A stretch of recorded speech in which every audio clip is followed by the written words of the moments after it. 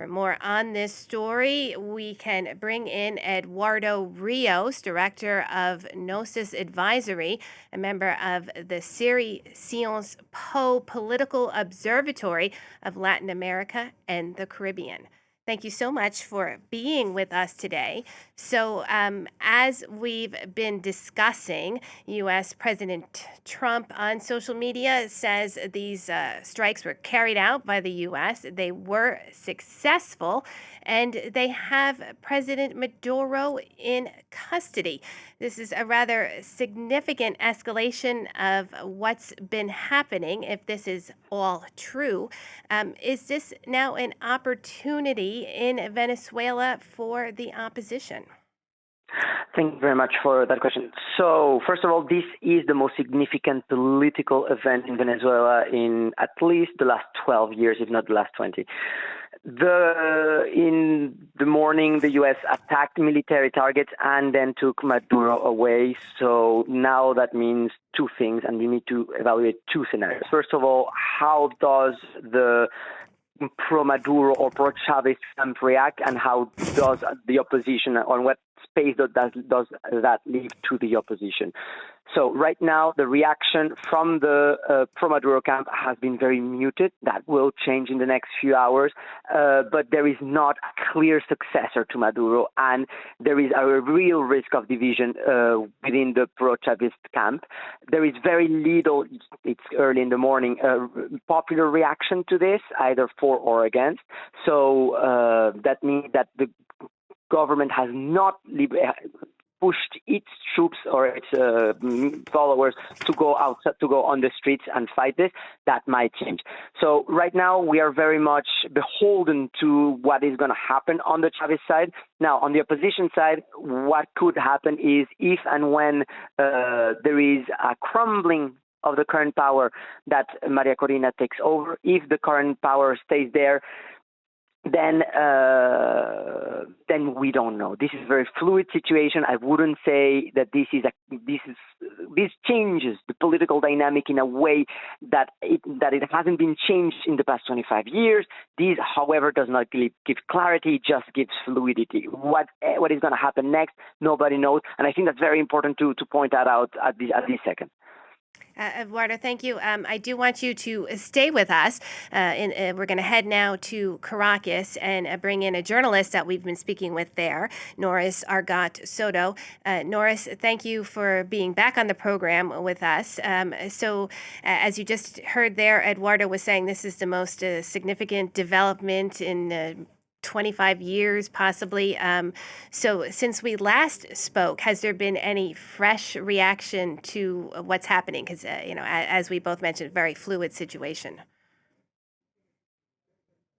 Like I said previously, there hasn't been a clear response from the members that are still in the country, the members of Maduro government. But I would like to point out, because I was listening to our other guests, I'm going to explain a little bit about the laws in Venezuela. Of course, if this were a normal situation, the vice president, in this case, Delcy Rodriguez, would have to take charge.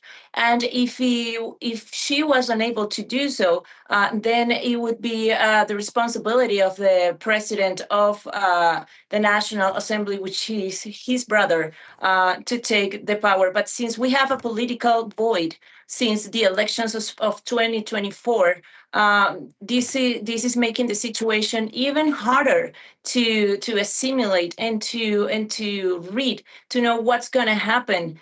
Because if we take the results from the 2024 elections, it would be Edmundo González Urrutia, who would have to take charge immediately of the country. But right now, we are not sure of what are going to be the next steps. This is a developing news. It's changing, as fast changing, by not even by the hour, by the second. As we stay speaking here, it might be some development. So this is a very hard situation to read for all of us.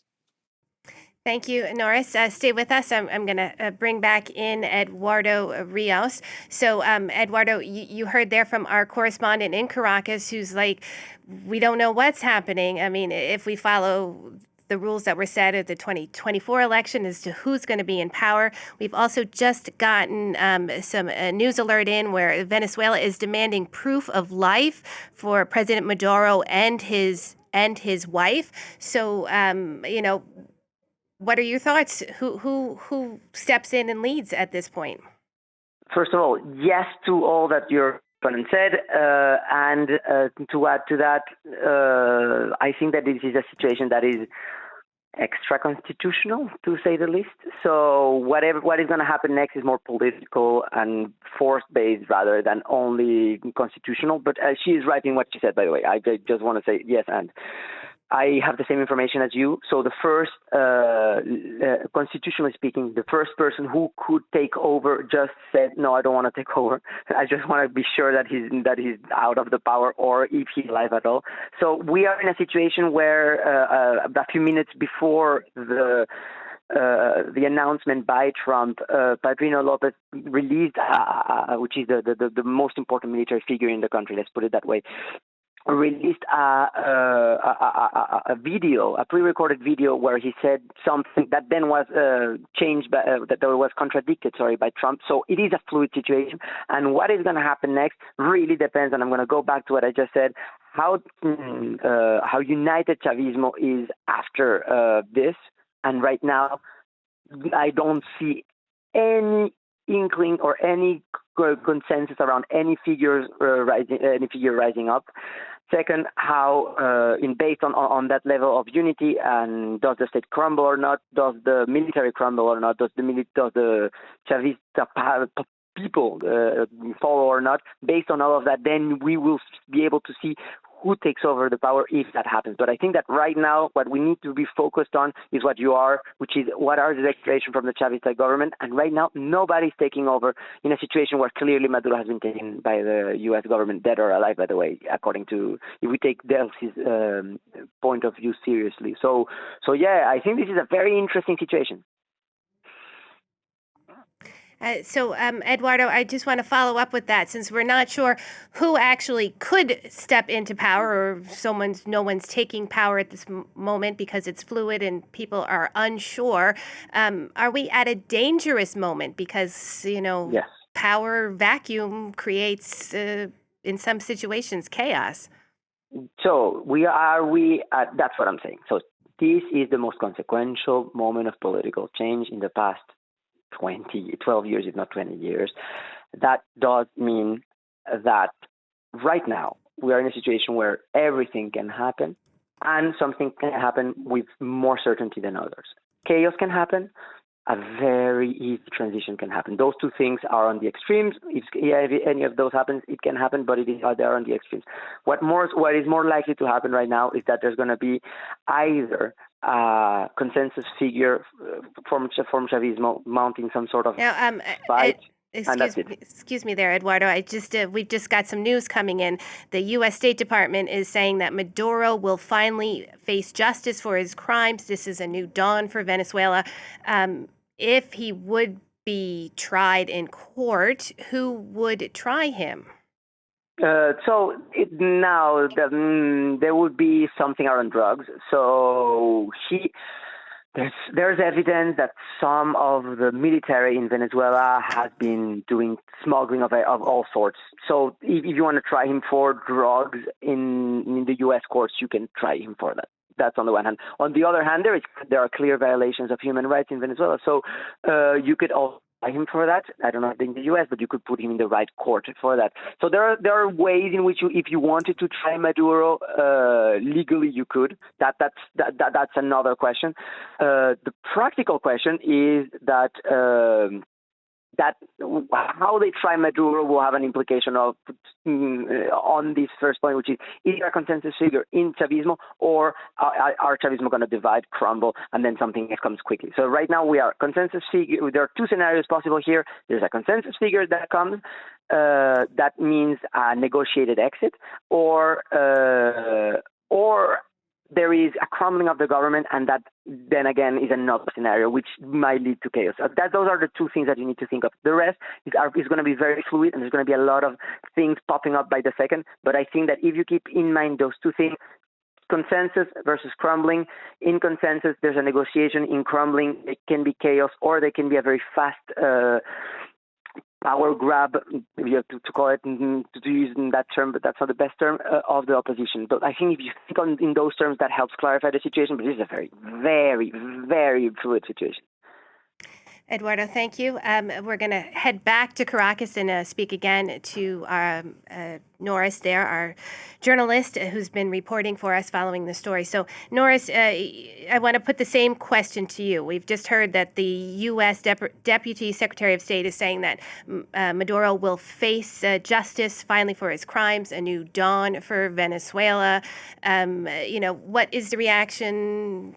What do you think the reaction there will be when this gets out, that he's maybe going to be tried against human rights violations and other crimes?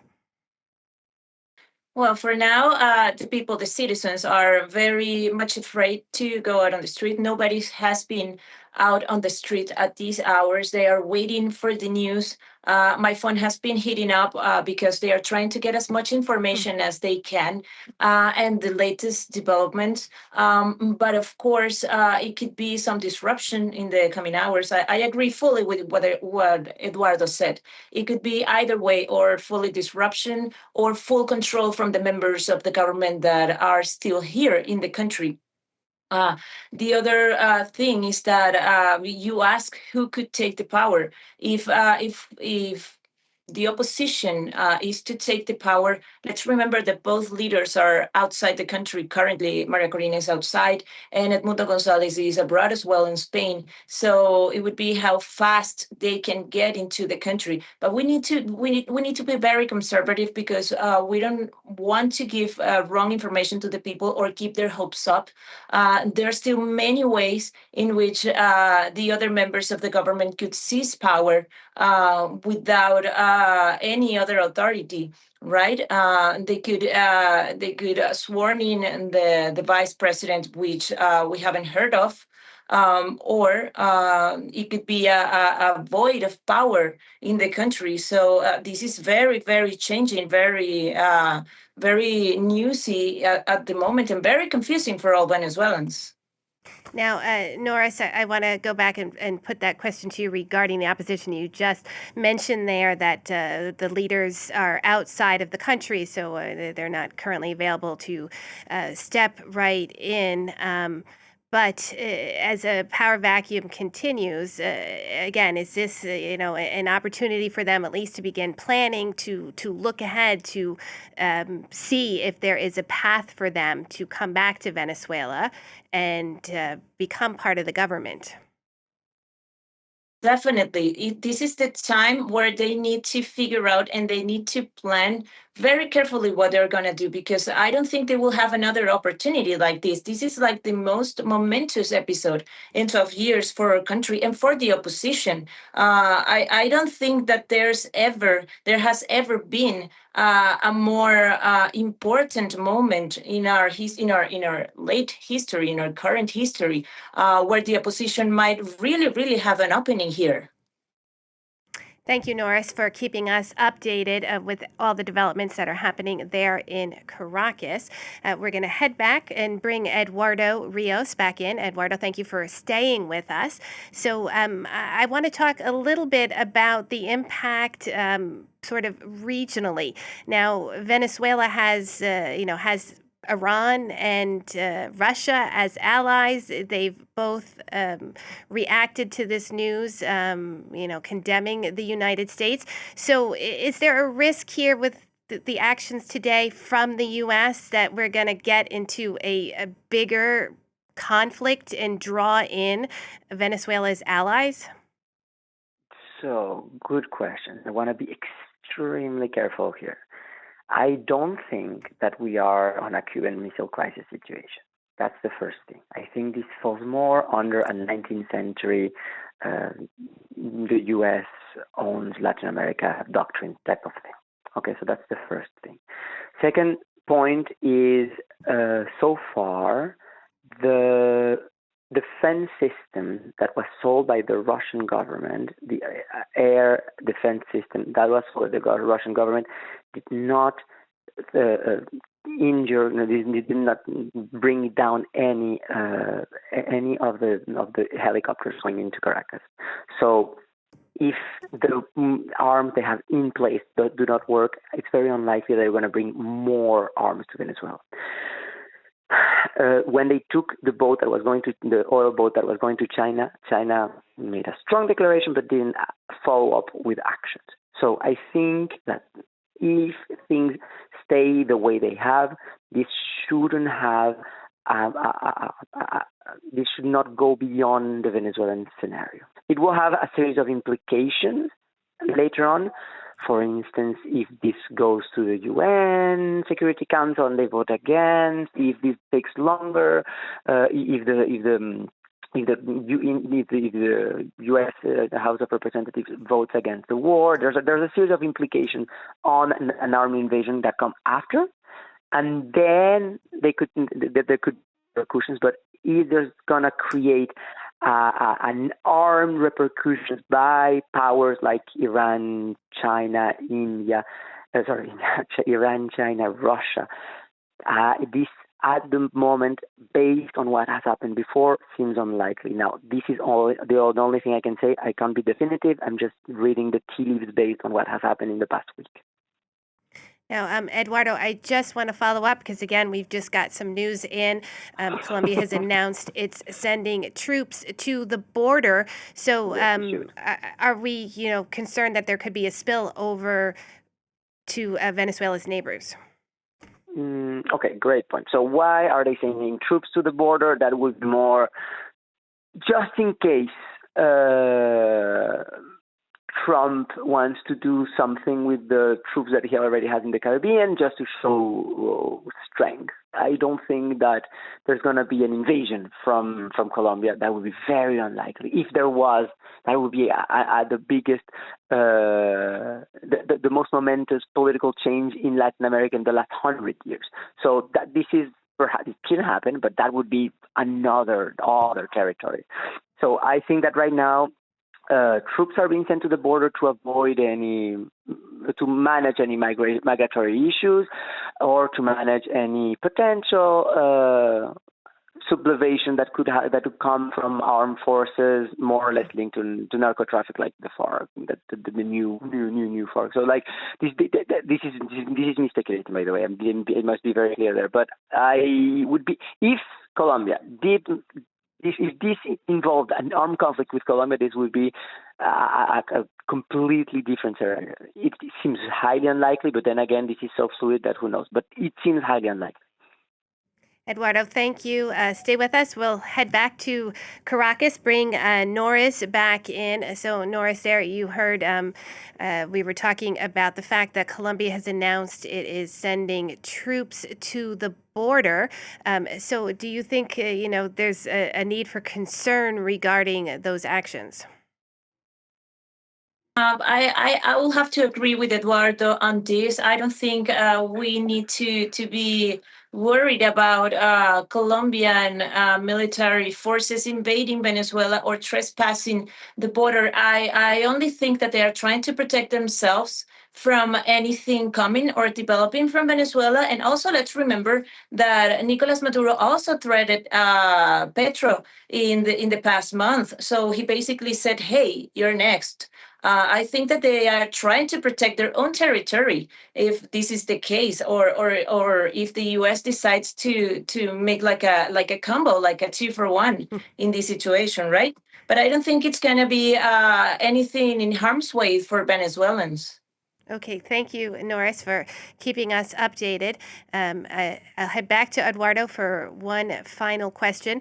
As you had said when we were first speaking, that this is, an unprecedented opportunity possibly in Venezuela for the opposition. But, the U.S. has sort of had a mixed history of intervening in the region. The last time they deposed a leader was Noriega in 1989 in Panama. So, what do we think the legacy of the U.S. is going to be in this interaction? Okay, so this is where one needs to take this with a lot of calm.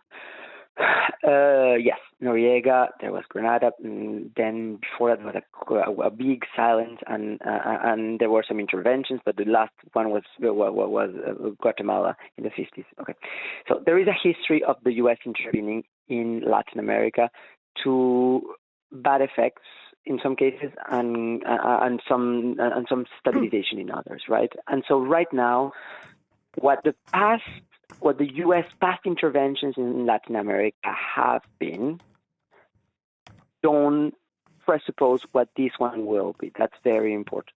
Okay, that's the most important thing right now. Now, the danger that could come, and I think that is your question here, the danger that could come from this is not a Libyan situation. It is not an Iraqi situation. It's not an Afghanistan situation. Why? For different reasons, but mostly because they're opposed to what is happening in those places. In Venezuela right now, you have a social movement, a political movement that has had voting legitimacy through voting the past year, and that is different, right? That means that if the power stays within the Chavismo, there is the constitutional vote, there is the extra constitutional route. If it goes to the opposition, you know what will happen. So there's not the likelihood of power vacuum is small, and that's important to state. Now, what is going to happen in the next few days? I don't think it is going to be regime change a la Iraqi. I don't think there's going to be, right now there haven't been troops on the ground yet. I don't know if they're going to be, nobody has seen them. I think that what's going to happen is a negotiated exit from Chavismo, from power. And then that opens up the doors. This is a door opening situation. This is not a situation where there's been bloodshed, tremendous bloodshed, and we hope it stays like this. And we can only be hopeful, and we can only say that history right now is just an education, not an indicator of what's going to happen in the future. And that's how you should read history, as scenarios rather than as explanation. All right, so you think we have reason to be hopeful. Okay, I appreciate that, Eduardo. Thank you so much for joining us on the program today, sharing your expertise. That's Eduardo Rios, Director of Noris Advisory, member of the Cilia Flores Political Observatory of Latin America and the Caribbean. And Noris, I also want to thank you for staying with us on the program as we follow this fluid situation there from Caracas.